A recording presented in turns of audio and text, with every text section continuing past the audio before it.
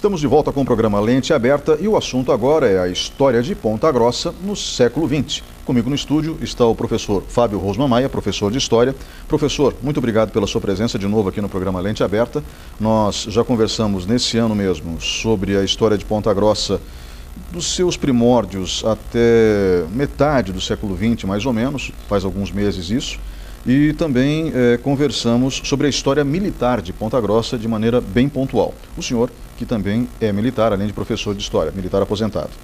E acabou, por conta de força de ofício, desenvolvendo uma série de, como eu posso dizer, curiosidades em relação à história de nossa cidade. E nós tínhamos combinado de voltar a conversar sobre a história recente do nosso município. Mas eu gostaria de focar no século XX, para que as pessoas possam recuperar alguns dados. Conversávamos antes do início da gravação do programa que o homem que mais tempo governou Ponta Grossa, por exemplo, no campo da política, acabamos de ter eleições municipais, o homem que mais tempo governou a nossa cidade foi Ernesto Vilela, ficou 12 anos no poder. Ele ficou de quando a quando dirigindo a nossa cidade? Bem, boa tarde, Ney, boa tarde aos telespectadores da TV Cultura. Para nós é um prazer estar aqui, né, mais uma vez. Mas, como você me perguntou, né, então, e como nós já conversávamos anteriormente, a gestão Ernesto Vilela é a mais extensa, mais longa de um prefeito na cidade de Ponta Grossa. Veja que Ernesto Vilela, ele começa a governar em 1896, ainda no final do século XIX, e a sua gestão, as suas gestões, né, vão até 1908. E nesse período é interessante a gente destacar o desenvolvimento pelo qual a cidade passa, porque ele pega exatamente a fase em que a ferrovia foi implementada, né, em que Ponta Grossa tem a presença da ferrovia, e há todo um processo de desenvolvimento que se desencadeia a partir dali. Então Ernesto Vilela vai dar uma contribuição muito significativa nesse desenvolvimento inicial da cidade, né, nesse primeiro boom.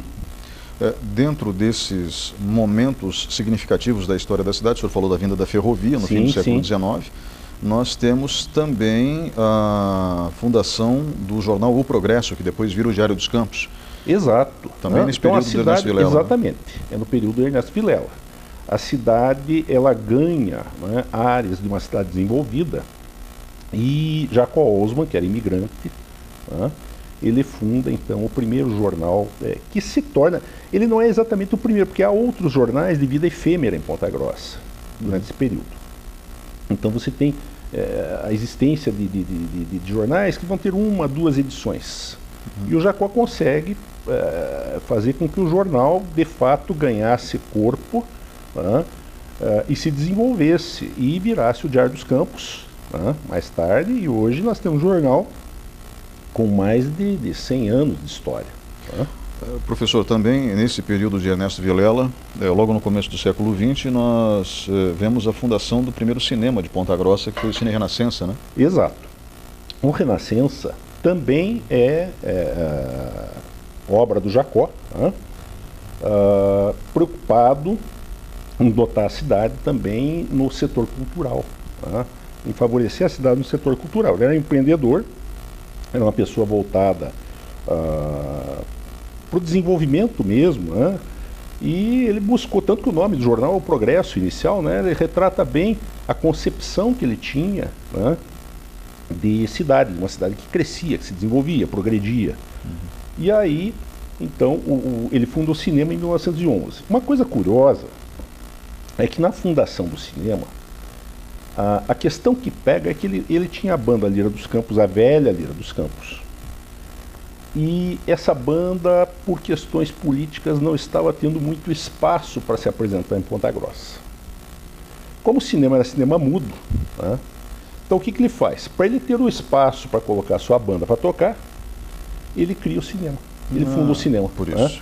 Então ele funda o Renascença, cujo objetivo inicial, um dos objetivos, naturalmente, claro que há objetivos econômicos, culturais, que envolvem a questão.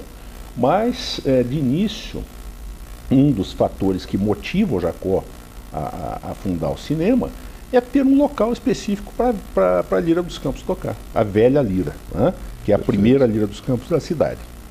Só que nesse período já, o senhor falou 1911, eu achei que o Cine Renascença era de 1907.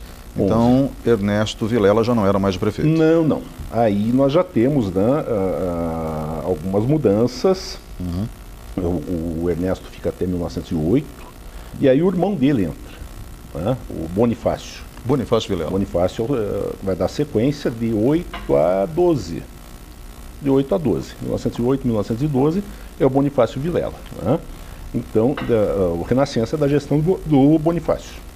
Professor, já que a gente está falando um pouquinho também de grandes expoentes da política em Ponta Grossa durante o século XX, não precisamos vir até os dias de hoje, né, porque isso já está na memória fresca das pessoas, mas entre esses grandes nomes tem um que se destaca também por ter ficado 11 anos no poder, que é Albury Guimarães. Exato. Né? Albury Guimarães ficou durante a era Vargas, se não me engano. Perfeito. Né? Perfeito. Aliás, eles usavam a expressão interventor, não era isso? Exato.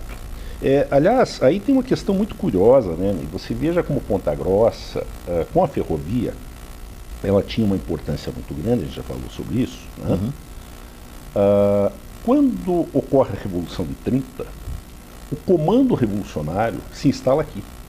O comando revolucionário de Vargas. De Vargas. Permanece instalado em Ponta Grossa. E uma coisa curiosa que ocorre nesse momento é que o Vargas, quando recebe a notícia da vitória da Revolução, ele é aclamado presidente aqui, dentro do Renascença. Dentro do Cine Renascença. Exato, numa reunião política. Né? Porque as reuniões políticas dele ocorriam no Ponta Grossense, no atual Ponta Lagoa, na sede social, e no Renascença. Eram os dois pontos de reunião. O Vargas, quando ele vem a Ponta Grossa, ele fica no vagão, ele fica na estação ferroviária, opta por permanecer na estação para ter as notícias por causa do telégrafo. O telégrafo da estação era muito bom, então ele permanece lá como comandante em chefe, né? Ele permanece ali.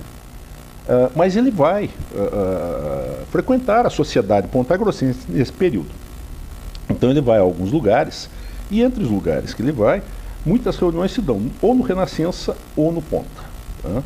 E é no Renascença que ele recebe a notícia de que, ou melhor, que ele é aclamado, né? Aclamado presidente da República. Então Ponta Grossa é cenário de um dos momentos mais importantes da história do Brasil no século XX. Exato, perfeito, perfeito. Né? Quer dizer, nós temos nesse momento a consolidação da Revolução de 30, né?